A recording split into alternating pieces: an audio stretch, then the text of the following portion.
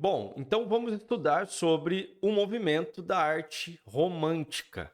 Eu vou explicar para vocês nessa aula o porquê que o movimento ganhou esse nome. Vamos analisar o que significa esse movimento no que diz respeito à história da arte ocidental e também, claramente, vamos passar pelas principais manifestações artísticas da arte romântica nesse primeiro momento, relacionada à Europa Ocidental e, claro, em um segundo momento, vamos analisar uma série de questões associadas ao Brasil. Então, é muito importante que você preste bastante atenção naquilo que nós vamos discutir, porque normalmente o movimento da arte romântica, ele aparece associado, por exemplo, como uma contraposição ao movimento do neoclassicismo que nós acabamos de estudar. Passamos pelo neoclassicismo, pela arte acadêmica, tanto na Europa quanto no Brasil. Esse é o momento onde vai aparecer o quadro, e você sabe que quando aparece o quadro, bastante teoria vai pingar, vai aparecer, vai se materializar aí na sua tela. Bom, vamos começar falando sobre o termo romantismo. O porquê que esse movimento artístico ganhou esse nome. E quando nós analisamos o termo romantismo, nós precisamos ir à etimologia da palavra, sobretudo retornando um pouco no tempo para analisarmos a palavra romance, para analisarmos o termo romanice e depois chegarmos até o conceito romântico. Nada mais, nada menos, esse termo romantismo, esse conceito romântico, tem a ver com algo emocional, com algo sentimental, como uma exaltação das emoções, como algo amoroso, por exemplo. Ou seja, pelo próprio nome, romantismo, nós podemos ter noção do que vai se tratar esse movimento. Nós saímos de um movimento muito pautado na racionalidade, no academicismo, nos padrões, nas formas, que foi o movimento do neoclassicismo. Agora, nós direcionamos o nosso olhar para um outro lado. O nosso olhar agora ele vai para a questão sentimental, ele vai para a questão emocional. Aqui você deve estar se lembrando da comparação que é feita, por exemplo, entre o Renascimento e o Barroco. Porque quando você analisa o Renascimento e o Barroco, nós estamos também partindo de uma análise de algo racional que vai ter um contraponto que é o emocional, que é o sentimental. Ou seja, um contraponto entre renascimento cultural e entre barroco. Esse mesmo contraponto nós podemos fazer analisando o neoclassicismo e o romantismo. É por isso que eu sempre brinco que esse nosso módulo de agora, ele poderia se chamar, por exemplo, Entre Razões e Emoções, porque é o grande foco desse módulo, essa análise de movimentos que estão se contrapondo em relação aos seus princípios, em relação às suas estéticas. Enfim, você já entendeu que nós vamos direcionar o nosso olhar para algo emocional, para algo sentimental. E quando tem a emoção, quando tem o sentimento, nós estamos lidando com subjetividade. Nós estamos lidando com individualismo, nós estamos lidando com aspectos emocionais, aspectos internos, aspectos sentimentais. Todo esse movimento que nós começamos a conversar a partir de agora, ele teve enquanto seu desenvolvimento, sobretudo, a primeira metade do século XIX. Durante a primeira metade do século XIX, nós tivemos o romantismo sendo notado em todas as linguagens artísticas. Nós temos música romântica, nós temos o teatro romântico, a dança romântica, a escultura romântica, a pintura romântica. Ou seja, não é um movimento que ficou centralizado apenas na pintura ou apenas na escultura. Esse ideal romântico, enquanto movimento, ele se espalhou pela Europa e chegou às Américas, como, por exemplo, no Brasil. No que diz respeito aos seus ideais, nós já deixamos subentendido anteriormente. Trata-se de um movimento que vai ser uma reação ao racionalismo, à objetividade e ao academicismo do movimento neoclássico. Mas prestem bastante atenção. Quando eu falo para vocês que nós estamos diante de um movimento que vai ser uma reação estética e até mesmo em relação aos seus valores daquilo que já passou, eu não estou dizendo que, por exemplo, estudos, experimentações, inovações estéticas que ocorreram durante o período do neoclassicismo, de uma hora para outra, eles são excluídos, eles nunca mais serão sentidos na arte. Não, nós estamos dizendo que eles estão partindo para um outro lado. Ou seja, enquanto vocês, artistas neoclassicistas, estão pautados em uma visão mais racional, mais objetiva, mais acadêmica, eu vou por um outro lado. Eu vou por um lado de maior liberdade criativa, eu vou por um lado de maior valorização do indivíduo, valorização do sentimento, valorização das emoções. E é exatamente nesse campo que nós entramos agora, nos seus princípios. Porque talvez um dos mais icônicos seja essa busca por uma maior liberdade de criação, por uma liberdade no que diz respeito ao trabalho quanto ao belo, ao trabalho quanto às temáticas. Há uma questão envolvendo até mesmo a própria imaginação na criação das representações. Trata-se de um período, de um movimento, como nós já falamos, eu vou sempre insistir para que você não esqueça, de um movimento focado nas emoções, nos sentimentos, na questão religiosa. O aspecto religioso ele também vai aparecer no movimento do romantismo, no individualismo, nos fatos históricos patrióticos, por exemplo, nos conflitos que estavam acontecendo naquele período. É um movimento onde os artistas eles trabalham também muitas questões sociais, muitas questões políticas. Então, essa questão do trabalho do individualismo, do trabalho do gênio artístico, diz respeito também àquelas emoções, àqueles sentimentos que os artistas gostariam de levar para suas obras.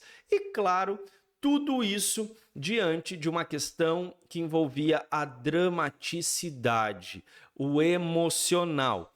Como nós falamos também, nós temos muitas temáticas de valorização de ideais patrióticos e sociais. Prestem atenção no que eu coloquei para vocês agora. Os artistas românticos mostravam-se preocupados com a promoção da liberdade individual, invocando o fim da escravidão e apoiando os movimentos acerca da democracia e da independência.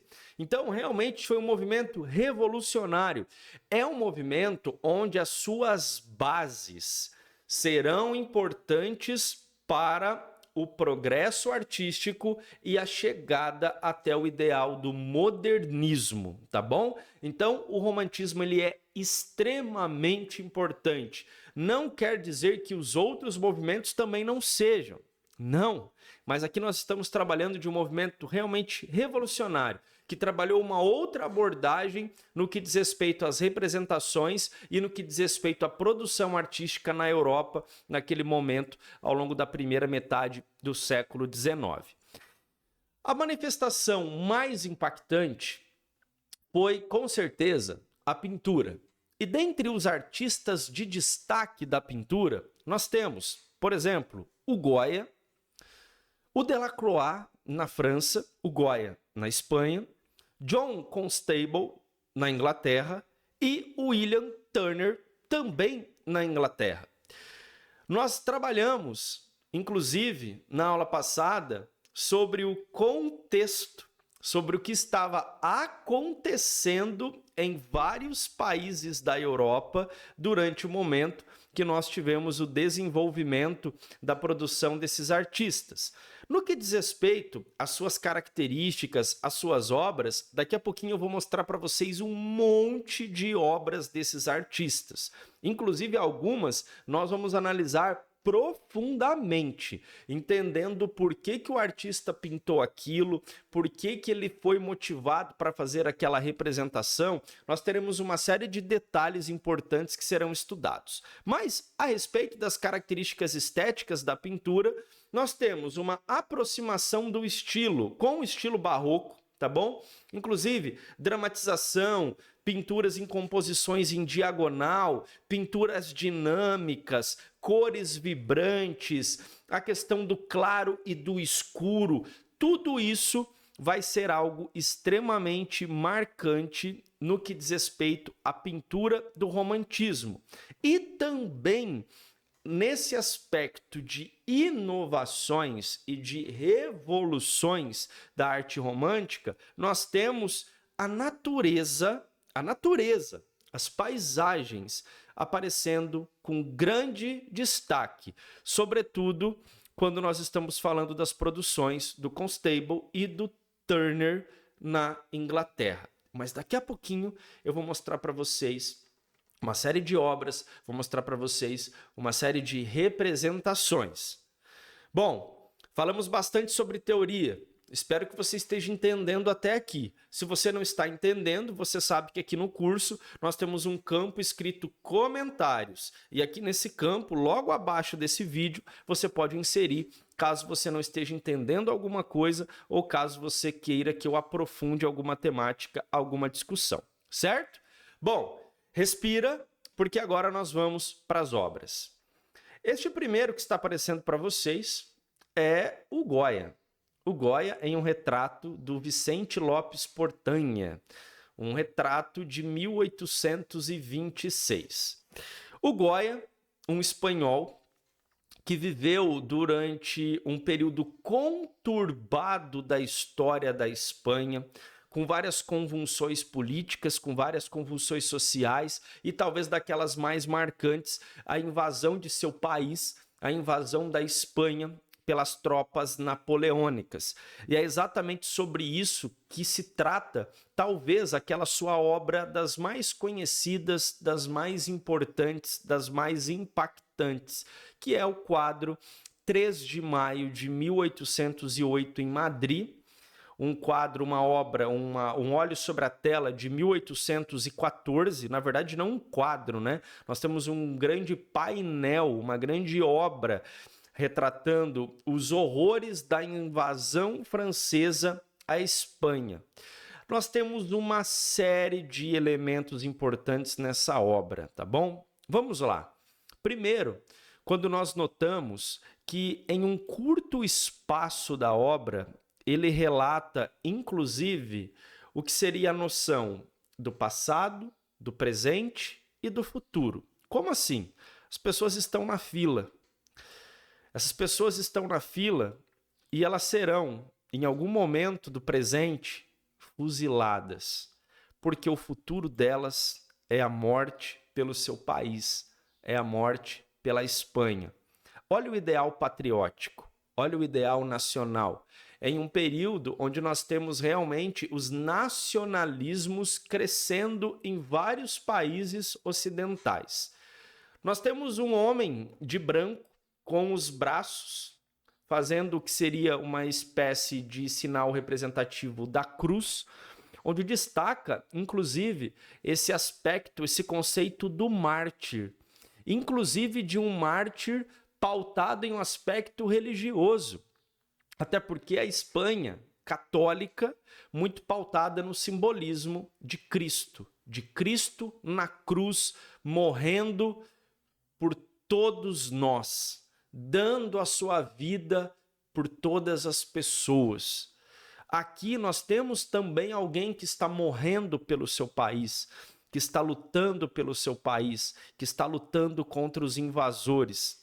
Se vocês observarem mais ao fundo, nós temos uma imagem muito icônica, como se fosse uma penumbra, uma sombra, onde aparece uma mulher, certo? Uma mulher como se ela estivesse com um manto, segurando alguém em seus braços.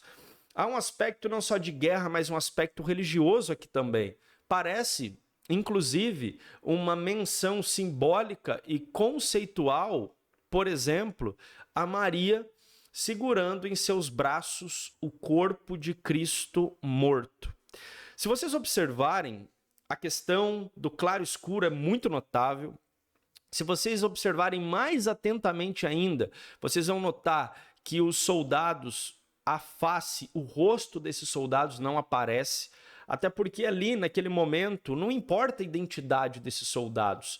A identidade e a individualidade ela é deixada de lado frente a soldados que estão trabalhando em prol do seu país, da França, em prol de um desejo autoritário e totalitário, praticamente, de Napoleão Bonaparte, de invadir e dominar a França, de invadir e dominar a Europa, desculpa, naquele contexto de buscar ser realmente o imperador, o sujeito político mais forte em uma Europa no começo do século XIX. Então, uma obra bastante impactante, uma obra bastante importante. O Goya também foi pintor da corte, e é por isso que em muitos dos seus retratos aparecem membros da corte espanhola, como aqui vocês estão vendo, Fernando VII de Espanha, uma obra de 1815.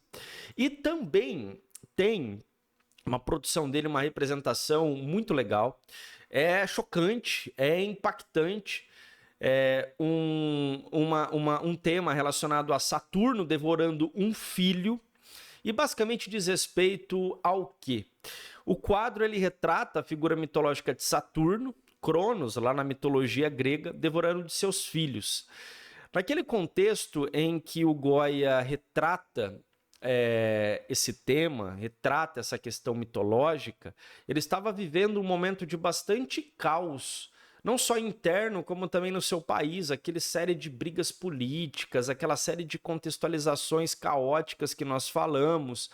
Então, naquele momento, ele tenta expressar, inclusive, como que se fosse aquele contexto do Estado devorando seus filhos, do Estado e da política acabando com a vida das pessoas, de líderes políticos e de contexto econômico e social devorando outras lideranças para manter o seu poder. Então tudo isso está envolto nesses temas, nessas obras do Goya. Nós temos uma outra obra dele bem polêmica também, que é Esta Mulher Nua, certo?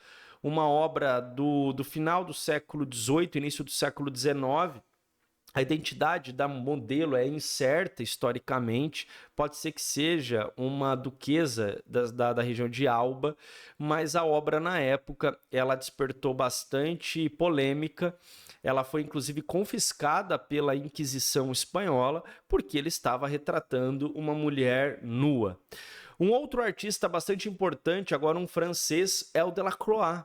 O Delacroix, um francês, também retratou uma série de personalidades importantes, políticas e sociais da França naquele contexto. E nós temos várias obras icônicas dele. Por exemplo, esse quadro, A Morte de Sardanápalo, o que seria isso? De 1828. Aqui nós temos uma obra dramática, inspirada em um poema de Lord Byron, certo? Sobre o lendário rei assírio Sardanápalo. E ela retrata o momento em que esse rei ele é cercado por inimigos e a partir daquele momento ele busca cometer ali suicídio, preferindo essa autodestruição à derrota. Muitas questões relacionadas aos temas orientais retratava muitas vezes esse caos vivido em alguns contextos no Oriente, essa questão envolvendo mulheres, essa sensualidade. Isso eram temas muito visíveis nas obras do romantismo, não só do Delacroix, mas de vários outros artistas.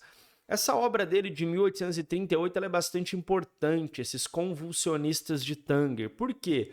Porque esse trabalho com a sombra, esse trabalho com a paisagem, já seria como uma representação de algo que serviria de influência para o movimento impressionista, que é um movimento que nós vamos estudar daqui a pouquinho em nosso curso.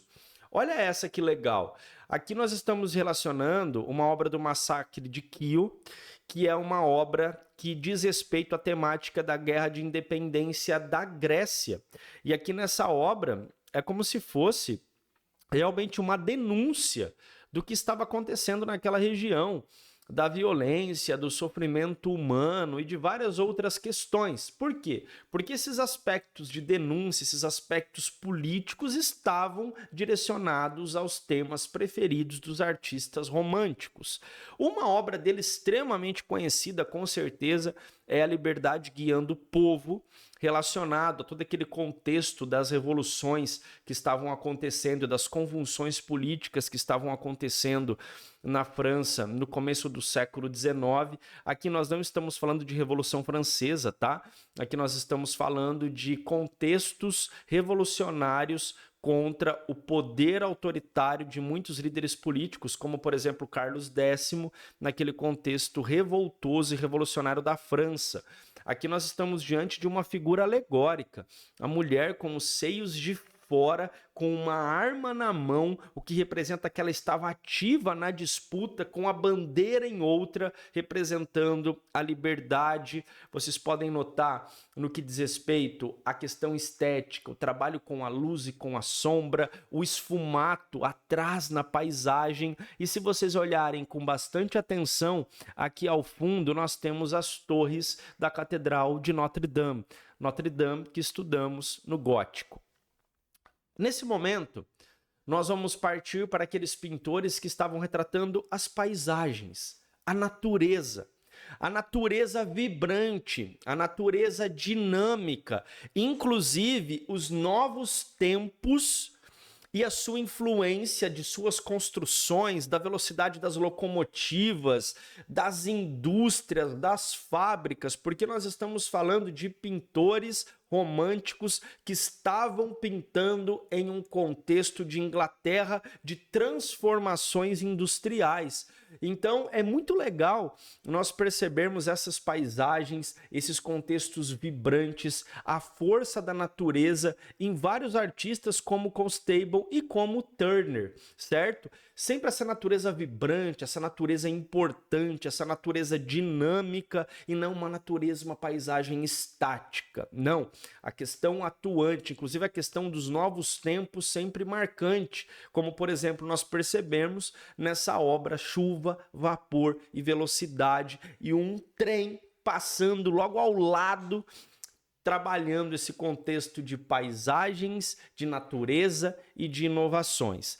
E no que diz respeito à escultura, certo? François Roudet talvez seja aquele dos mais importantes do período, também destacando questões contemporâneas do seu tempo. Aqui nós temos a partida dos voluntários. O que seria isso? A obra simboliza os voluntários franceses que no ano de 1792 se alistaram para defender a revolução contra as forças invasoras. Então, o romantismo é isso, é essa beleza de movimento, é esse movimento onde nós temos realmente esses fatores emocionais, patrióticos e históricos sempre bastante evidentes em toda a sua produção, certo? Bom, nos vemos na próxima aula. Nos vemos no próximo vídeo, mas espero que você tenha entendido, espero que você tenha gostado, espero que você tenha conseguido se aprofundar nesses temas, porque romantismo é um tema bastante importante. Menos uma aula e vamos juntos rumo à sua aprovação.